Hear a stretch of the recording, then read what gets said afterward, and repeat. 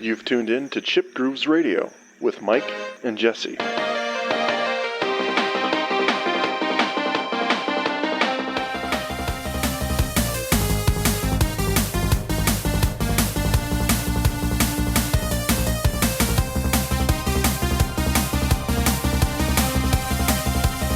As we were saying, I have I'm going to a tabletop gaming tournament for the Song of Ice and Fire war game. It's like a Game of Thrones, minis game type thing. Should be fun. I'm looking forward to it. I haven't played it like in a little while, at least on the regular. Is that local or? Yeah, it's local. It's just like, I don't know, the shop's like 15 minutes from me, so sweet. It's going to be a small crowd, but it'll be good. It'll be a lot of fun. Cool. Yeah. Is it a lot of learning in those situations, or does everyone come kind of knowing what they're in for? Yeah, I mean, it kind of depends on what you're playing. I think that, I kind of know what I'm going to be bringing to the table. Like, I've played the units in the army pretty regularly.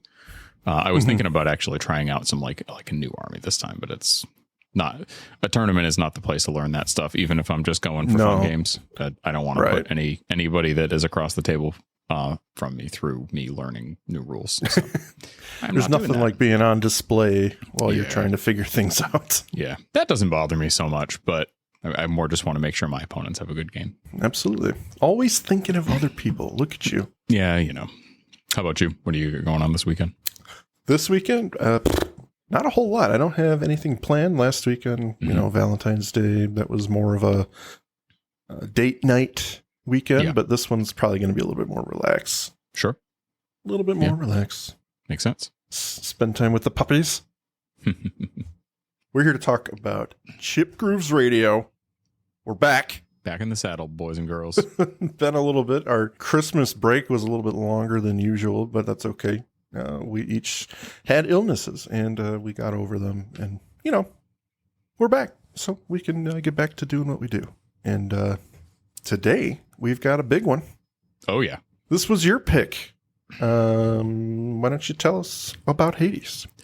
Yeah, it's kind of funny because the first time that I was on the show, I think I guested on another Supergiant game. We did Bastion, right? Yeah, absolutely. And I think I ended up finding out about Bastion. It was the first Supergiant game that I played from watching like a documentary on Amazon or something about indie video games. Like it was years ago. And they interviewed a bunch of folks, and they showcased a couple of indie games that were coming out all around that same time. So they talked a little bit about like Braid and Fez. Super Meat Boy was a big part of it, and boy, that game took off. It's a real good game. And I believe Bastion was mentioned as well. Oh, you have not played Super Meat Boy? I have not played Super Meat Boy. Oh, but I hear great things. I might have to buy you a copy because I want to hear stories about you throwing your controller out the window. It is. Oh, it's one of those games. Okay. Oh boy, it is the platformiest of all platformer games that I've ever played in my life, and it's a lot of fun. Yeah. Anyway, I'll give it a shot. We're not talking about Super Meat Boy, although it does have great music. What we're talking about today is another Supergiant game, Hades. Mike, I'd be curious to hear how many Supergiant games you've played, because I've played quite a few. Honestly, I think this is the only one. Really?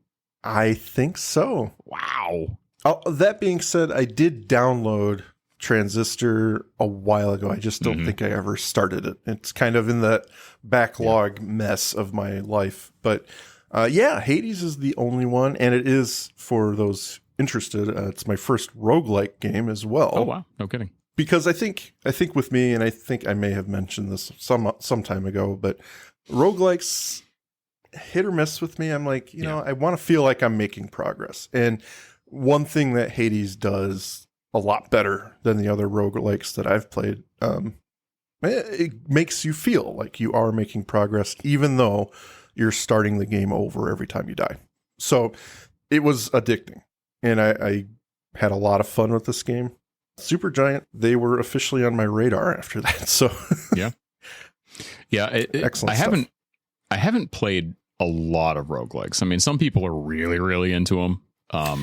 Gluttons for punishment. Yeah. and there are definitely some that I like better than others. I think the first roguelike that I can think of that I played is FTL. Okay. That's another phenomenal game and great soundtrack too. Oof, man. But that's a game, it kind of caught my attention because it doesn't necessarily play like a roguelike that you'd see these days. It's more of, almost, it has like a choose your own adventure sort of aspect to it, which really appealed to me. Kind of made me feel like I was playing through one of those old books that I used to read when I was a kid.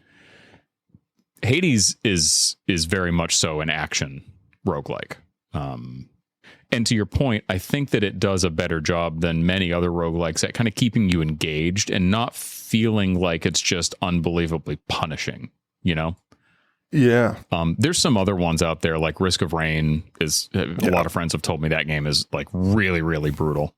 A bunch of others. I mean, the list goes on, but Hades, I think through a combination of atmosphere, production value, incredible voice acting. I mean, and the voice acting is kind of like a hallmark of a lot of the Supergiant games. From what I can tell, they put a lot of stock in audio, whether that's music or dialogue. They have a lot of personality and development in those categories, and I think that's really important. And it is indicative of any Supergiant game that I've looked at since I've known of them. So very much agreed. Yeah, it's like, I mean, Darren Korb, the composer, I think he's been the composer on every Supergiant game. I'm pretty sure it's every one of them. Yeah. The only one that I have not played is Pyre. I do own it. I have not started it yet. I promised myself that I would start working on that before I pick up Hades 2. Hades 2 at this point of recording is available. It's in, what do you call it? Early access. And I like to back games that are in early access just because I kind of want to, especially for games that I'm really passionate about, I want to kind of pledge my support. I want to make sure that the developers get the money ahead of time. But at the same time, I don't really want to play a game that's unfinished. Yeah, right. Like I appreciate that they need bug testers, that I have somewhat limited time to play. So when I play the game, I want it to work, the way that it's supposed to work. And I think that's fair. Gives me a chance to play Pyre before I dive into Hades 2. But yeah. Nice. Anyway. Yeah. Super atmospheric. Tell me your thoughts. Well, on the soundtrack itself, I mean, if there's one thing Korb is good at, and again, we're talking about Darren Korb, it's giving, from the two soundtracks we've talked about, and I actually wanted to ask you this question, but he gives an apocalyptic feel to his compositions. And I feel like Bastion had that Western kind of gritty, maybe retro futuristic style, but it feels like a wasteland in the music. And this feels very, very similar to that. Not to say they don't both have distinguishing factors, but I think he has a gruff kind of dusty highway feel permeating the music I've heard from him so far. And you can almost, in this soundtrack, you can almost hear the spurs jingling in the distance as a cowboy walks across the road or something. But I mean, I wasn't expecting it. Let me just put it that way. When I turned on a game called Hades. So I think it was a strange way to hear Hell or The River Styx, but I mean, I'll be damned if it doesn't suit the landscape of this game. And it's a really good listen. Yeah, and another thing that I really like about the way that Darren Korb orchestrates is when he's composing the songs, he seems to do a really good job at incorporating instruments kind of outside of the norm. You're not just listening to your traditional percussion, woodwinds, so on and so forth. And especially for this soundtrack, a lot like Bastion. Bastion had that kind of, Western vibe, like we were talking about. Had a lot of twangy guitar. This one, he incorporated some traditional Greek instruments. One of them, I don't know how it's pronounced. It looks like it's pronounced bouzouki. bouzouki, something like that. But I mean, it essentially looks like a almost like a mandolin or a or like a not a lyre, but more of a mandolin, and it just has that distinctly Greek feel that right from the very first chords of the very first song, you feel like you're diving into a Greek story. And very much so. I don't know about you, but I know myself and a lot of other kids really fell in love with Greek mythology at a young age. It seems like that's almost like a rite of passage in middle school. I mean, my daughter's 12 and she's learning about it now. My son's 9. He started learning about it and he's really dove into it. I think it's a great point to begin learning about fantasy and kind of how these elements and different cultures kind of viewed deities. And it really opens doors, especially with texts like the Odyssey and things like that. It's a big door. And, you know, I would say definitely around 12, 13 is when I got into that. Yeah. And it's kind of cool because depending on how deep you get into Greek mythology, I mean, you can really go off the deep end. And some of the stories that are told, I mean, they're not indifferent from the stuff that you'd see in like Game of Thrones. They're pretty gritty, very dark, incredibly dark, especially if you kind of get below that first layer. And I feel like there are enough nods to that kind of darkness in the storyline to this game without going too far. Like, it's still approachable. It's not, you know, off-putting in any way, but they just kind of drop these little seeds for that. If you know the background of the stories, you can kind of pick up on them. I really appreciated that. And the music, I think, really helps kind of set the stage. And in many ways, I kind of feel like, and this is sort of a Darren Korb thing in general, but the soundtracks just flow in a very natural feeling way, and they really tell a story better than I think a lot of other composers out there. Like not just tell a story within a song, but telling a story that flows across all of the tracks. Like a concept album where every song has its place on the album, and it has like a flowing timeline. Yeah, definitely. And you get that when you're listening to this, because there are many songs that are, I would say the bulk of his content is probably steel guitar, the bouzouki thing, like you were talking about, and the howling synth. I would say those things are very prominent throughout much of this soundtrack. Oh yeah. But as you go through it, you get different instruments, but they feel maybe out of left field, but they fit. They've got a story to tell themselves, and it is very interwoven. Yeah. Lute. That's the word I was looking for. Not mandolin. The lute. Lute. Okay, the lute. The bouzouki, it reminds me of a lute. There we go. I done did it. It just came to me. Fair enough. So what's one of the first tracks that really stood out to you, Mike? Well, I got to be honest. The song that really struck me is Out of Tartarus. This song, it just jams. I mean, it has a very slow intro steel guitar that really sets the stage of what the riff is going to be. The bass overlays, and then it begins to really take shape. The main verse is essentially an intricate, kind of offbeat slide frenzy, which I really dig. Yeah, it's got a really cool melody to it and a lot of sliding on the fretboard.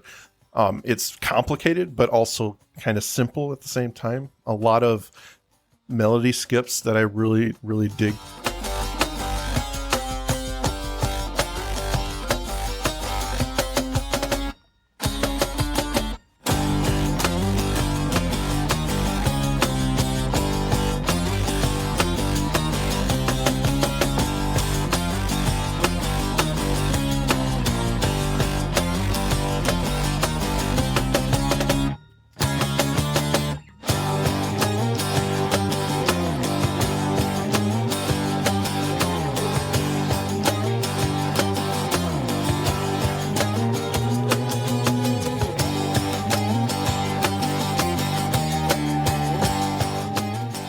it evokes, as a song as a whole, it evokes a sense of unfinished business. And with the rest of the album, it has a really gritty Western feel without being necessarily stereotypical. Maybe the listener starts to feel tired of the steel guitar. The song switches to electric guitar, snappy drums, and just this hard rock bent. So you don't really know what you're getting into halfway through the song, and I really found myself gravitating towards that. It's really cool.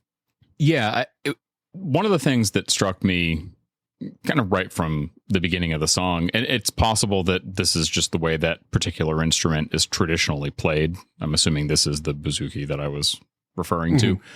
But I almost, to me, it feels like that traditional sounding instrument that is played in a more modern way. Like that kind of, that mashup stylistically really stood out to me. And I love the way that very early in the song, he introduces some of the synths along with the percussion, and it just kind of keeps the pace going. I don't really feel like any of the instruments or aspects of the song overstay their welcome. I feel like they're in it for just the right amount of time. And then he switches it up on you. And and one of the fun things about this song is it gets going with the melody. It's very acoustic, very light percussion, and then the song just explodes into this flurry of electric, heavy guitar, and very fun to listen to.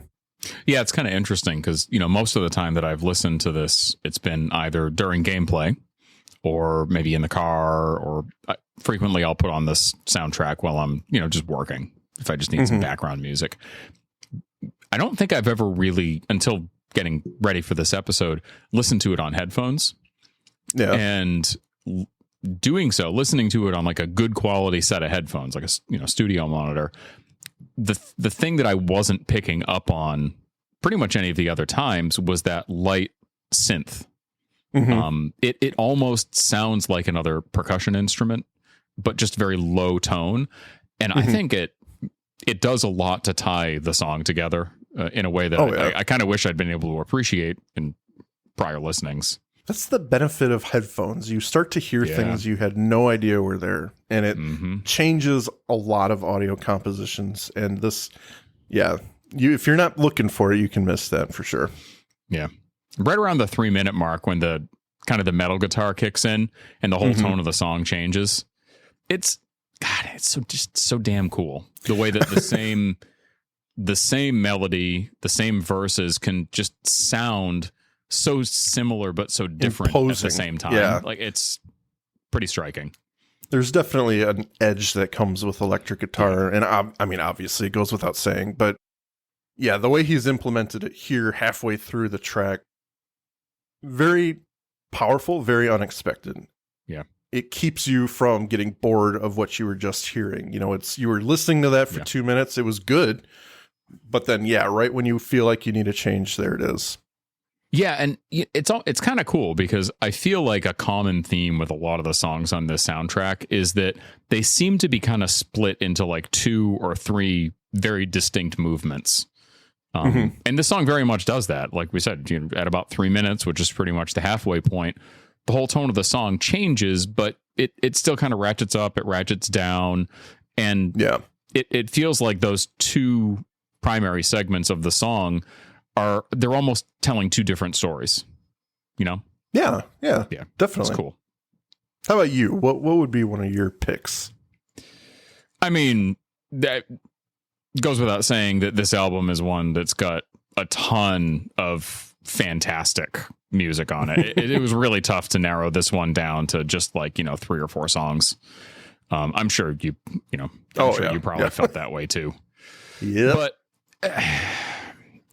and I feel like one of the things that I really like about the album is it almost seems like some of the really heavy hitting songs, the ones that really set the stage, that really grab your attention and hold it kind of the whole way through the song, are kind of front loaded. They're at the first 5 or 6 tracks of the album. And for me, it's got to be track 2, House of Hades. This song, excellent choice. Oh God.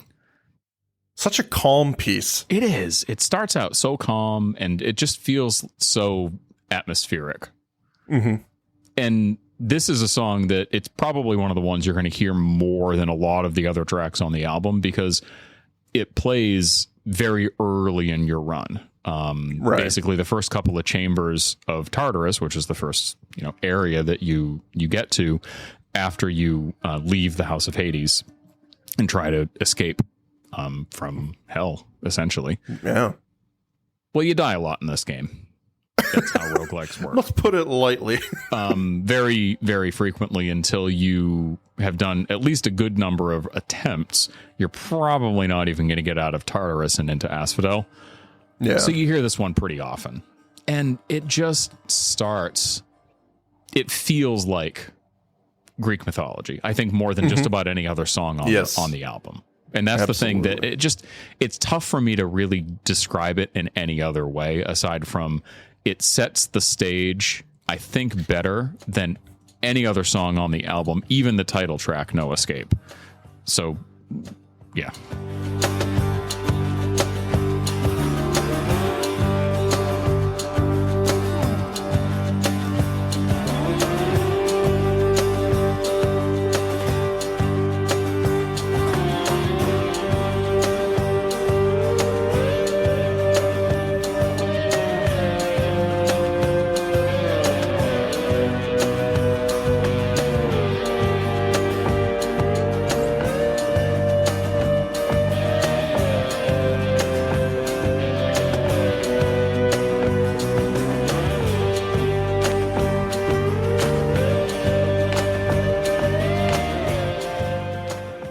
It's funny you mentioned set the stage because I actually have that in my notes for the song. It's setting that stage for what feels like a desolate landscape. And what we were saying towards the beginning is, it's a very calm piece, but it has the grandeur, or you can feel the grandeur of a legendary place. And this whole song is very befitting of the underworld because it gives you that desolate landscape feel. Mm-hmm.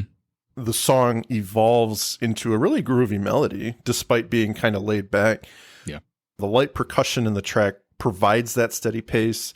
Those Greek instruments, almost just a hint, maybe, of Middle Eastern aesthetic, as if you're wandering some bazaar. And it gets more structured and interesting as it goes on with electric guitars, perhaps mirroring your wandering of the areas and discovering new things. So the song itself is a little threatening, but it's not outright sinister, as the name kind of implies. It's just a really cool track that has a cool, casual feeling with some dark undertones, which I think is very fitting for the game. Yeah. I like that this song, being that you do hear it so early in your run and you hear it so repeatedly, it's not too over the top. It's menacing. It's kind of spooky, especially because of the kind of wailing. I mean, that's really what it just sounds like to me, is wailing. I don't know what type of instrument it's meant to be, but it gives you a sense of bleakness and maybe some menace, but it doesn't really overdo it. Yeah. Very, very good. Very toe dipping, kind of dipping your toes into the world, and it helps guide you along that way. It's not just dumping you in. It has a good kind of let's get to know this world vibe to it. So excellent track. Excellent track. Great stuff. Yeah. I think if I had to pick a favorite track on the album, this might be it. This is the one that I feel like I could just have on in the background and just let play and just groove with it anytime. Oh, yeah. I can imagine doing tedious housework to this song. It's really good stuff. And somebody walks up behind you and taps you on the shoulder, jump out of your skin. It's that time, everyone. The Magus Media Production sales pitch. Please check out our homepage at magusmediaproductions.net so you can stay up to date on all of our shows. Check out our Facebook group, facebook.com/groups/Magus Media Productions, both of which have our Discord link on it, where you can join us for live shows as we record them for future release. At Magus Media Prods on X, our Patreon, patreon.com/Magus Media, where a $5 donation will help us keep the lights on and bringing you new content, and you get some stickers. Thank you for your consideration and support. How long did it take you to beat this game? Quite a while. Quite a while. Yeah, I should. While we're talking, maybe I'll pull it up and see what my total playtime is. I did actually get the full ending pretty recently. Oh yeah, nice. Yeah, pretty recently. Like I got my first clear quite some time ago, and it felt great. You know, great sense of accomplishment because, I mean, I don't want to spoil anything, but it's probably not a spoiler, but that last boss fight is just so much fun, and it really is a step above anything else that you have done in the game up till that point. Yeah. It took me quite a few tries when I get there. What's that? I'll let you know when I get there. Yeah. It took me quite a few tries to clear it, but basically once you beat the game, it keeps going. Like it's a roguelike. You can just keep going back and playing. Just keep going. Yeah. So, you know, you don't actually get the true ending until you've cleared the last boss 10 times. 10 times? 10 times. You got to clear the last boss 10 times. Best. And if you want to, you can also, you know, incrementally ramp the difficulty up as you're playing to get like more rewards. As you get multiple clears, you can get more resources to get more weapon unlocks and yada, yada, yada. All the stuff that you have to do on a roguelike.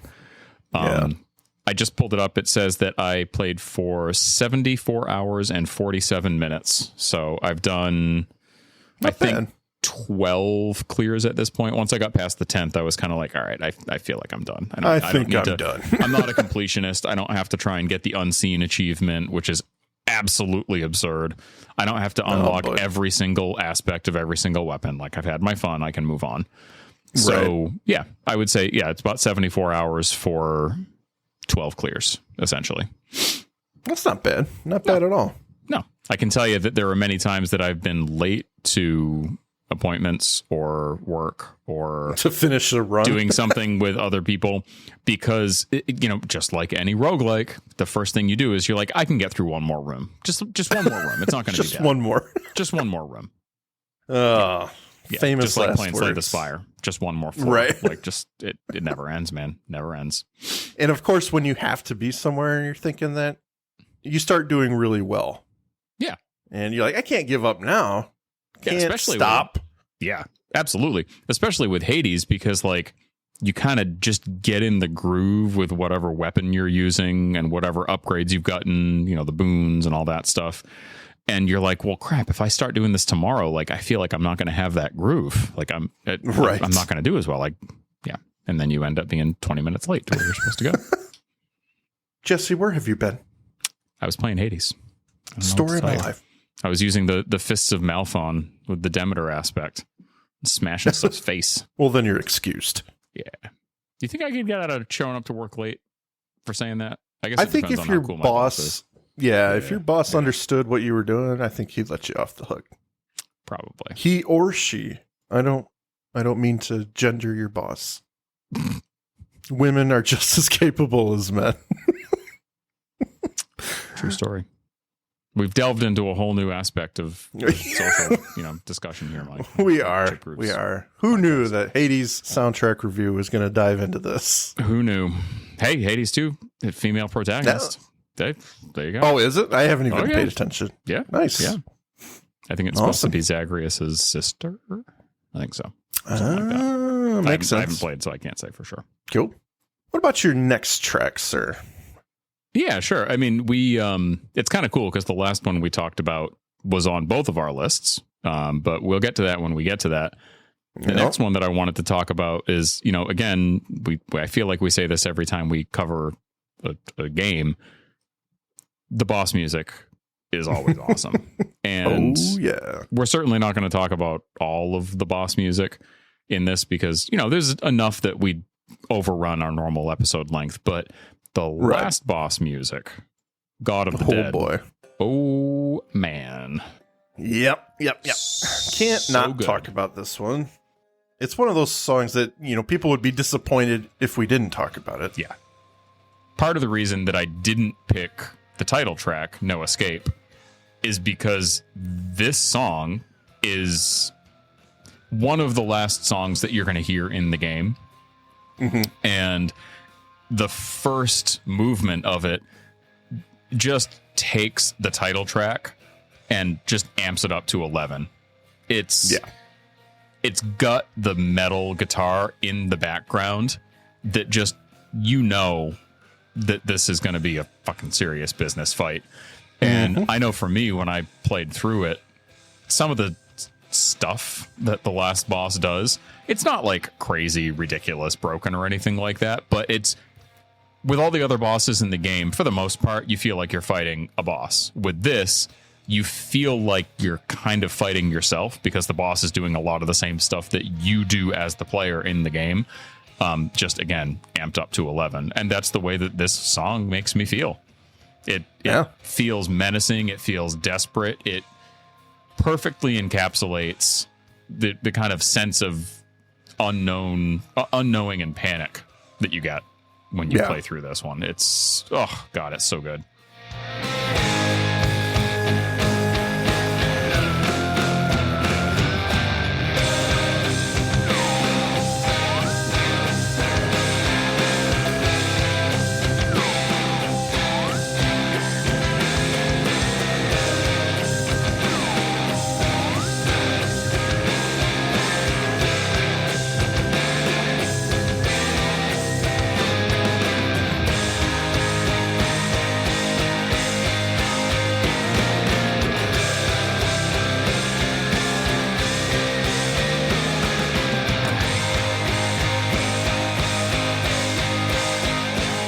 It is strange how unsuspecting the first part of the song is.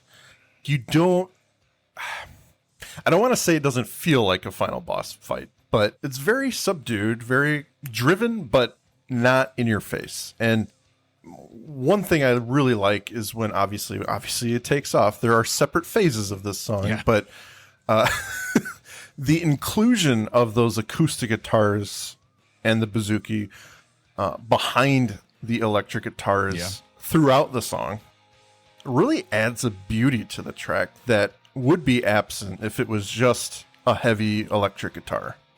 And I thought it was a very interesting choice to include acoustics behind the heavy crunching guitars, the sustained chords of the electric guitar. There's an element, there's a depth to it that I think would be missing.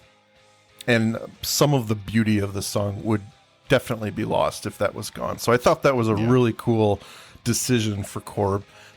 You can hear the separation even in the most active parts of the song between acoustic and electric, and it stops down for an aggressively dark midsection for a few moments, but then builds back into a wailing of every instrument, and it crescendos into what sounds like a grand finale. Yeah.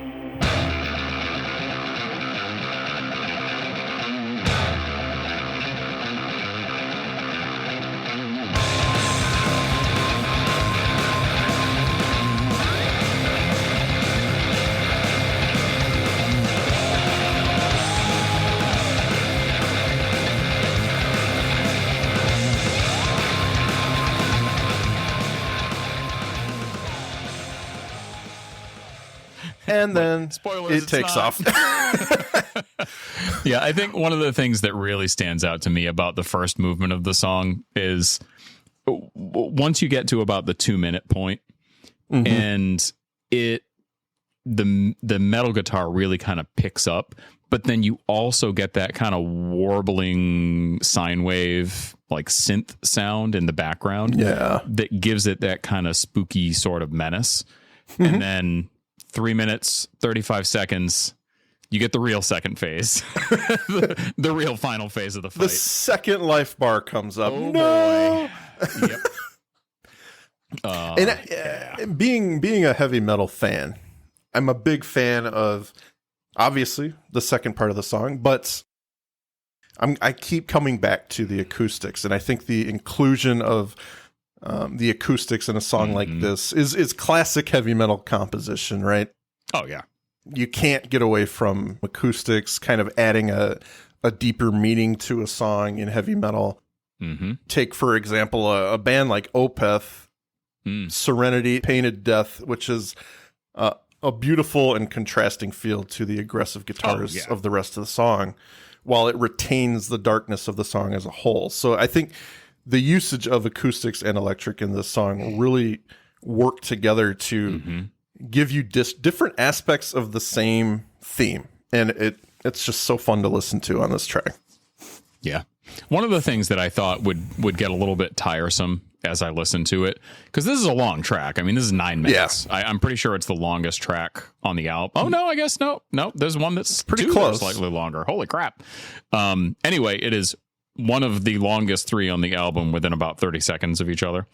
Yeah. But when I saw the length of it, I kind of wondered if it was going to get old. And it really doesn't, because I feel like it's so varied as you move through the song. Yeah. You know, you've got segments where there's this repeated, super raucous, loud cymbals that are just, you know, giving this beautiful kind of foundation to the metal guitar with that, you know, sine wave synthy sound in the background. And it does a good job at keeping the pace up, but then you get a little bit of a break, not much, a little bit of a break for, you know, 10 or 15, 20 seconds before it pops right back up again. And I feel like if it kept up that super intense pace the entire song, it would get kind of tiresome. But then you get these little dips right back into a further amped up segment of that title track. Yep. And it just flows, and it doesn't get old. It's great. Great song. Fantastic. I don't know that we can say enough about it, honestly, but it's almost like I want to hear Darren Korb's heavy metal album. I want to hear, like, if he just focused on that, and what would he come up with if he just wrote a heavy metal album? I think I would like to hear that. Good stuff, man. Good effing stuff. Good fucking stuff. Listen to it right now. I mean, just to give people an idea, we've been talking about this pretty much the entire time. The song has been playing in my headphones, and we're at like 7 minutes and 30 seconds. We still have a minute and a half of this song. Yeah. But for me, the last song I wanted to cover, In the Blood. In the Blood.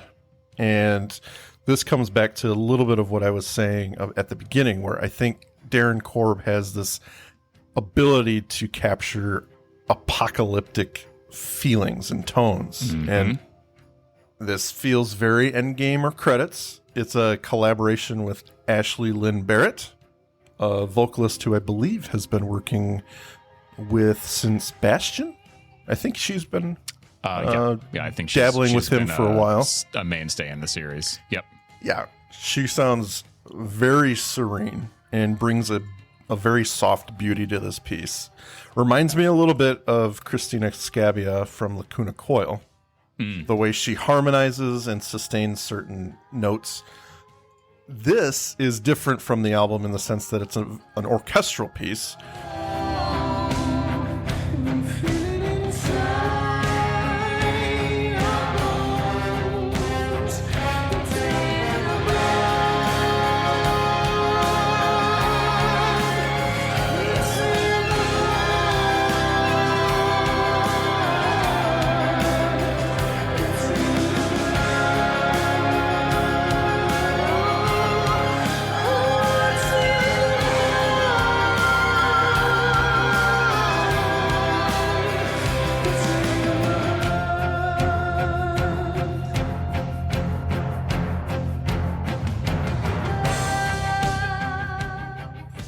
And I believe I read this, that it was recorded at Abbey Road and arranged by Austin Wintory, another giant in the industry. That's wild. I didn't know that. Yeah. I don't know if it's true. Grain of salt. But for those of you who might remember, we covered Journey, which is his soundtrack last year. And yeah, so a lot of heavy hitters on this song specifically. I want to comment on this song especially because, along with Barrett's voice, Korb himself sings, harmonizing with her. And it's powerfully beautiful. It moves at a steady pace, never really breaking a medium tempo. As the drums crack away, the violins really do a wonderful job adding diversity and flair to this track. But, I mean, let's be honest. The real stars here are the vocalists. singing together, like two people coming together for one last embrace before certain death. This, just Korb and Barrett, they really join forces in angelic harmony, stepping off the cliff together. I think this is just wonderful, wonderful track. Extremely catchy. It's 4 minutes, 10 seconds or so. Never gets old and packs a punch. And it's worth, there's a few things that are definitely worth calling out regarding this song, and also just some stuff about the game and the voice cast in general. I didn't actually realize until like pretty much about a month ago, I think I just randomly came across it on Wikipedia. I didn't realize that Zagreus's voice actor is Darren Korb, and he actually does some of the other voice acting. He's also the singing voice of Orpheus, who is one of the characters that's featured in this song. And I, that really kind of blew me away, especially when you listen to his singing voice as Orpheus and his kind of like deeper, kind of very masculine voice as Zagreus. Orpheus, like the singing voice is almost more like feminine or even sort of like gender neutral. Like it's very high pitched and it's very lilting. And Zagreus's voice acting is definitely not that. I mean, he doesn't sound like a bro, but he sounds like a dude. Like there's no ifs, ands, or buts questioning about it. Yeah, for sure. Yeah. His singing voice is very high, very soft and approachable. Very, very different from Zagreus. Yep. And just to confirm, as we said, Ashley Barrett she sings Zia's song in Bastion, which I believe is one of the picks that I had. I think so, yeah. And she also plays the voice of Red in Transistor, which that's a hell of a game. And if you haven't actually played that yet, I can't recommend it. It is not a roguelike. It is not a action game like Bastion. It's almost like an action strategy game. It's very unusual, but highly recommended. At any rate, I didn't even talk about what I think about this song. So that's okay. I know. When you get lost in the emotion, it's good. Well, and I think that's the thing, is that this song has more raw emotion in it than any other song on the album. And you said you have not beaten the game yet, right? I have not. So it's not a spoiler, but this song, the first time you hear it is when you get the true ending of the game, after you get 10 clears. It never shows up before that. Nice. And it's a very emotional moment in the story, because you get some closure to what Zagreus has been trying to do ever since you met him before your first run. Right. You know, you've learned a lot about the history of, Olympus and Hades and his family. And it gives a greater sense of accomplishment from clearing a game than I think I've really felt in a long time. It captures the moment in a way that I think most games often do not. A lot of times in a game you get like this big emotional, impactful FMV sequence, like you're playing a Final Fantasy game, and you kill Sephiroth, and you save the world, and meteor gets stopped, and it's crazy. And sometimes you get kind of a touching moment at the end, but nothing quite like this. At least not in many games that I can think of. You've intrigued me. And I love to hear that. I love that it's emotional. I love that it's something that's impactful, because that's important. And that's what this podcast is all about. And that's how I started this. I've been moved by these things, and you have. And I love it when you have this visceral reaction to something, this almost something you can't control. And that sounds like what this is. So that's really cool. Yeah. Yeah. And, I'd love to say that every song on the album is an absolute killer. There's a few that I don't really love. And we'll get to that that's kind fair. Of in our final ratings. But real quick, I do want to highlight one more. It's a super short song, and I think that you'll probably appreciate this. But this is probably the song that you truly will hear more than any other song on the album. And you probably already know which one I'm going to say, Mike, but it's Death and I. And I.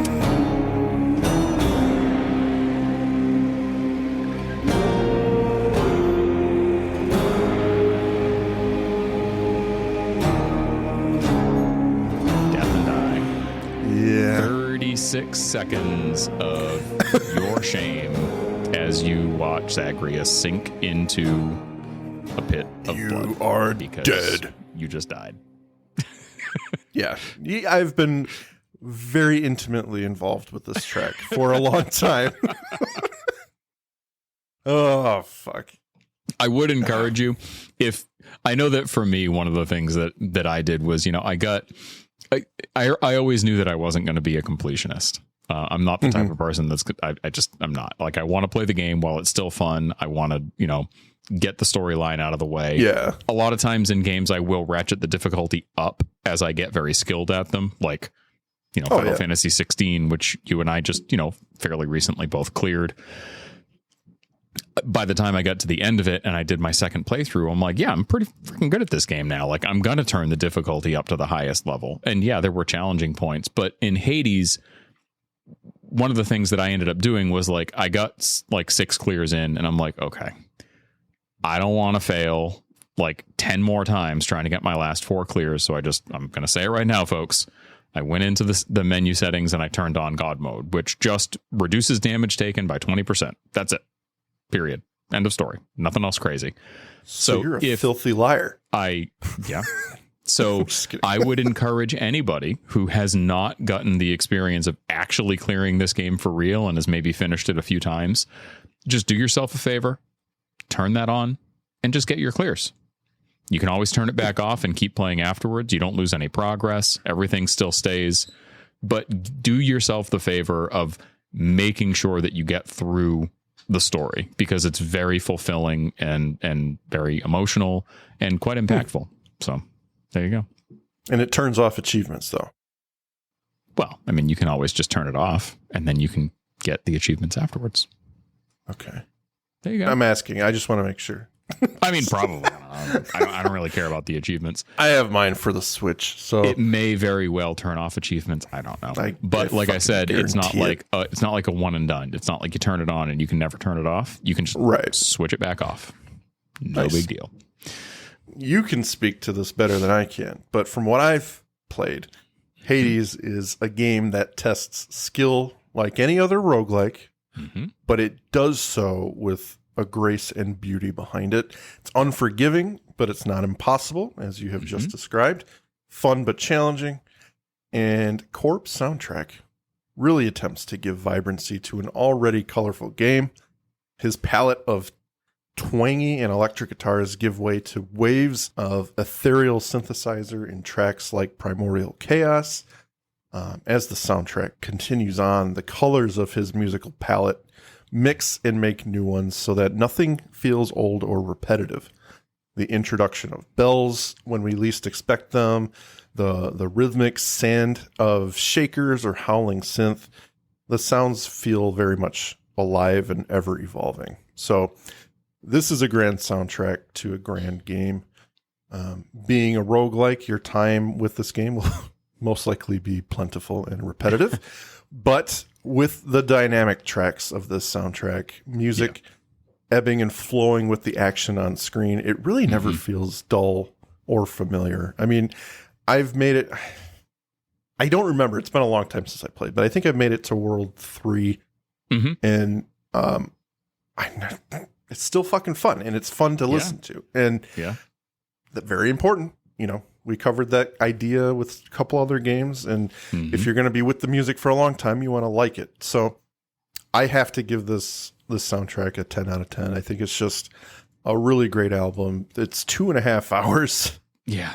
Which, like you said, I think is more than enough, maybe even a little too long, but I mean, it's not enough to dock it points. I think the compositions and the emotion behind this album is very palpable and very something that sticks with you. So I encourage everyone to check this out. What would you, sir, rate this album? So I am still going to give it a 10 out of 10. I'm going to go, it's 10 out of 10 blood crystals, well, things that you use when you use magic, those things. That said, I'll qualify that by saying that there are, I think, a lot of tracks, especially towards the tail end of this album, like when you get into Elysium, that don't listen as well on their own. They function more in harmony with the environment that you're in when you're listening to them, and they kind of drive that sort of almost like heavenly, ethereal feel. But when you listen to them on their own, I find that they don't quite catch me as well. That said, you don't typically listen to soundtracks in a vacuum. They're intended to be listened to while you're playing the game and in the moment. So I'm not going to dock it points for that. I do think that, or one or two of the songs that Korb sings as Orpheus, there's a little bit too much reverb on his voice for my taste. I feel like that could have been ratcheted down just a little bit, but that's more of a nitpick than it is something that I would actually kind of dock it points for. So I would say definitely a 10 out of 10 Bloodstones. And I think that this soundtrack fits the vibe of the game better than most others that I've listened to. It's really quite spectacular. Very fair. And I forgot to give my rating a thing. So I'm just going to say 10 out of 10 deaths because that's what I know best about this game. Yes. So check the album out for yourselves. If you are so inclined, check out the vinyl in stock currently, ready to ship at iam8bit.com. 8 is the number 8. $89.99, but it is a beautiful, I should know, I own it, 4 LP set. You can get Smoke Gray or Blood Red, which I think is really cool. Show Darren Korb some love at Darren Korb on X, even though I hate X. But yeah. Man, that vinyl really is beautiful. You weren't kidding. Whew, man. Yeah, man. That Blood Red one is a freaking work of art. And it definitely support Darren Korb, support Supergiant. They just keep putting out bangers. I haven't heard, and this is not meant to be hyperbole, but to be honest, I haven't heard negative things about any of their games. No. Which is shameful for me because I have not played more than Hades. So I should put more effort into checking out their titles. Yeah, honestly, it's the games will be ready for you when you're ready for them. And one of the things that I do like about a lot of the Supergiant titles is they're not these massive 300-hour things that are going to absorb your life. They're games that they're not quick, get in, get out kind of things. I feel like they're paced very well.